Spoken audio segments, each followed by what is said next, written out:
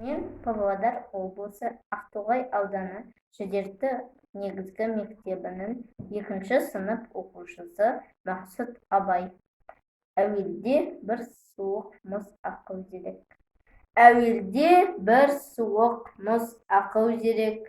Жылытқан тұла бойды ыстық жүрек. Тоқтаулылық қалыпты шыдамдылық. Бұл қайраттан шығады, білсең керек.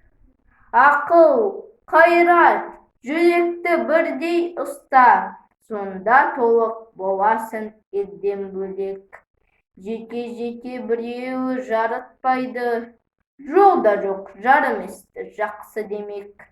Ақылда, ашуда жоқ, күлкіде жоқ, тулап, қайнап, бір жүрек қылады әрек. Біреуінің күні жоқ, біреуінсіз. Ғылым сол үшеуінің жөнін білмек.